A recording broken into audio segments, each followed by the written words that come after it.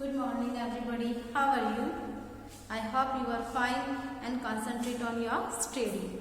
Today our teaching point is from your geography books, chapter number 1, resource and development. The word resource and development. Firstly we explain the title of your chapters.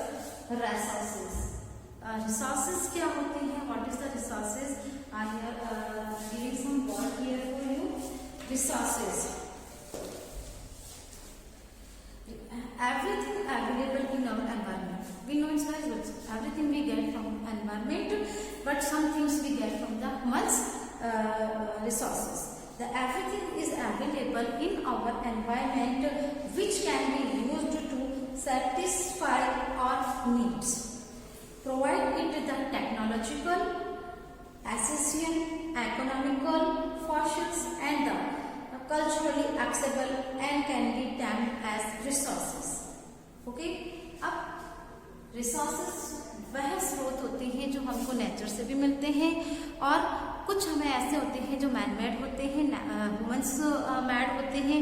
अब main resources जो हैं वो कैसे आता है, types of resources क्या होते हैं, इनको हमको देखने के लिए firstly we follow one chart of types of resources. Okay,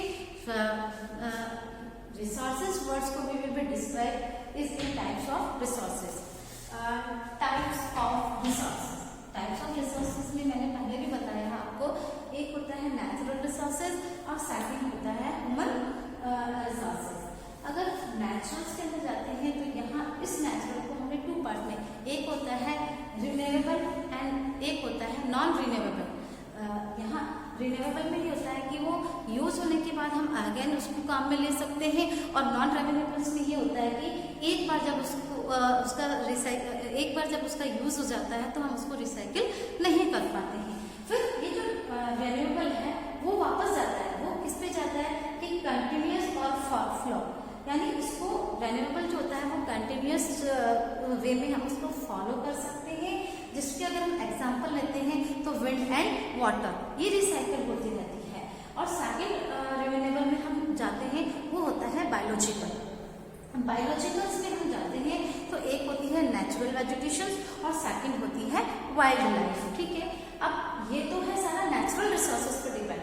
अगर हम आगे जाते हैं तो सेकंड आता है ह्यूमंस. अब ह्यूमंस के अंदर क्या होता है, एक तो क्या होता है उसका, एक तो स्ट्रक्चर्स होता है और एक उसका इंस्टीट्यूशंस होता है. अब इंस्टीट्यूशन और ह्यूमंस के अंदर एक तो वो सेल्फ स्ट्रक्च करेगा और उसको क्या करेगा, इंस्टीट्यूशनल यानी टेक्नोलॉजी पर डालेगा.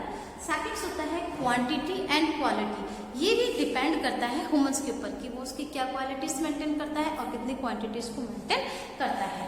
सेकंड पॉइंट यहाँ आता है क्लासिफिकेशन ऑफ रिसोर्स. अब रिसोर्स को किस प्रकार से क्लासिफिकेशन हम करेंगे, इसमें अलग अलग बेसिस होते हैं. उन बेसिस को मैं आपको बताना चाहूंगी. On the basis of organs, यानी बेसिस ऑफ ऑर्गेन्स. इसमें क्या होता है, एक तो होता है बायोटिक और सेकंड होता है अबायोटिक. बायोटिक और अबायोटिक. सेकंड पॉइंट आता है on the basis of the एक्सेसिबिलिटीज.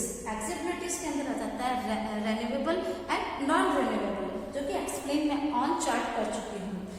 Third पर हम जाते हैं तो on the basis of ownership. अब आपकी ऑनरशिप में क्या जाता है, इंडिविजुअली जाएगा, कम्युनिटीज जाएगी, नेशंस जाएगा और एक जाएगा इंटरनेशनल. यानी the fourth part of here's in the basis of ownerships the individual, community and national और इंटरनेशनल.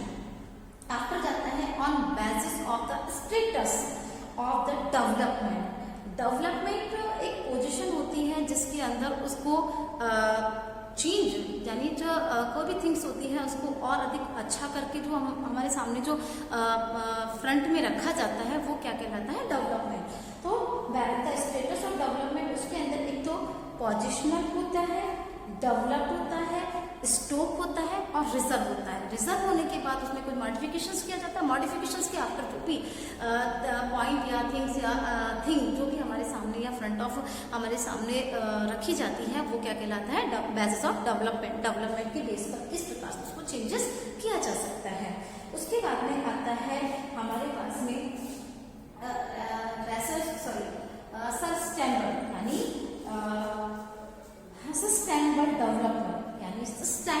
ओवरऑल जो डेवलपमेंट होता है वो इकोनॉमिक के ऊपर डिपेंड होता है। तो sustainable economic developments mean the development should be take place without damaging the environment and development in the present should not the compromise and with the need of the future generation, यानी उसको नई उसमें compromise करके compromise करने के बाद में जो न्यू जनरेशन के अंदर उसको फॉरवर्ड किया जाता है उसको हम कहते हैं सस्टेनेबल रिसोर्सेज या डेवलपमेंट। उस है उसके बाद में रिसोर्सेज प्लानिंग। हमारा नेक्स्ट जो टीचिंग पॉइंट आता है वो है रिसोर्सेज प्लानिंग। उसको किसी भी रिसोर्सेज को जब हमारे सामने आता है उसके लिए हम प्लानिंग करते हैं, जब उसको किस प्रकार से हमको रिड्यूस करना है, किस प्रकार से हमको उसको इन फ्यूचर्स के लिए सेफ रखना है, ये सब चीज़ें इसके ऊपर डिपेंड करती है। तो रिसोर्सेज की जो प्लानिंग होती है इज द कॉम्प्लेक्स प्रोसेस। ये कॉम्प्लेक्स ऑन इसका जो बेसिस होता है वो ऑन कॉम्प्लेक्स प्रोसेस होता है विच इन्वॉल्व्स होता है किस में होता है identification and the inventory of resources across the region of the country. उसके बाद evolving and planning structures and work with the requirement technology, skills and institutional setups. And third आता है matching the resources development plans with our overall nations development plans, यानी all over world के उस पर plan होकर के हमारे पास किस प्रकार से डेवलप करके आएगा, ये इस प्रकार होता है। उसके बाद में है कंजर्वेशन ऑफ रिसोर्सेज। सही है। जो next teaching point is goes to the conservation of resources. जितने भी रिसोर्सेज हैं अगर उनको कंजर्वेशन मोड पर हम नहीं लेंगे तो आगे क्या रिजल्ट होंगे, we will be know its value.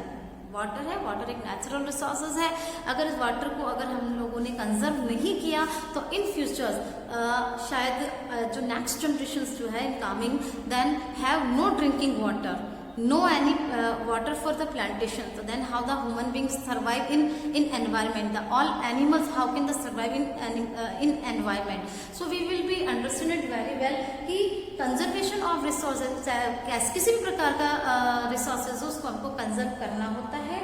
The conservation of the natural resources mean the judicious and the planned use of natural resources so that we can get the maximum possible benefits from the resources over the longest possible period of time.